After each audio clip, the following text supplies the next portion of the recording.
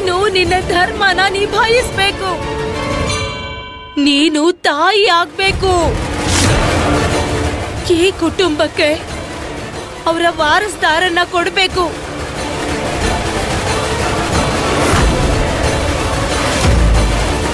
ನೀನ್ ನನಗೆ ಮಾತು ಕೊಡು.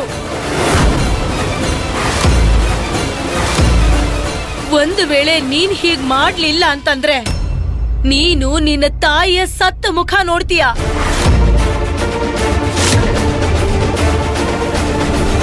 ಮೊದ್ಲೇ ಮದ್ವೆ ಆಗಿರೋರ್ ಜೊತೆ ನಿನ್ನ ಮದ್ವೆ ಆಗೋಯ್ತಲ್ಲ ಮಗಳೇ.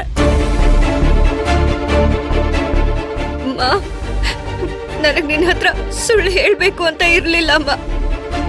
ಆದ್ರೆ ಅಮ್ಮ ನನಗೂ ಕೂಡ ಏನೂ ಗೊತ್ತಿರ್ಲಿಲ್ಲ. ನನಗೆಲ್ಲ ಗೊತ್ತಾಗಿದೆ ಮದ್ವೆ ಆದ್ಮೇಲೆ ಅಮ್ಮ. ನಾನ್ ಸುಳ್ಳು ಹೇಳ್ತಿರ್ಲಿಲ್ಲ. ಮುದ್ದು, ನನಗ್ ಗೊತ್ತಿದೆ.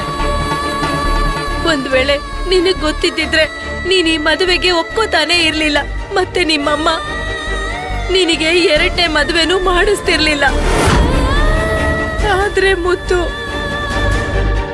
ನೀನು ನಿಮ್ಮಮ್ಮನ್ಗೆ ಈ ವಿಷಯನ ಯಾಕೆ ಹೇಳಲಿಲ್ಲ?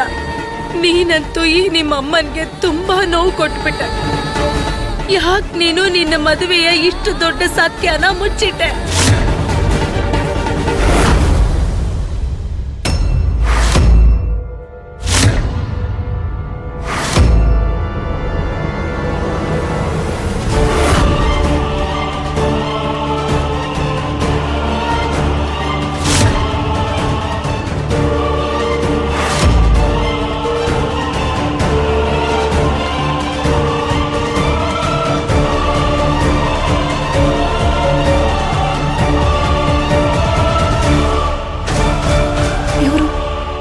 ಗಗನ್ ಅವ್ರು ಇಲ್ಲಿ ಹೇಗ್ ಬಂದ್ರು?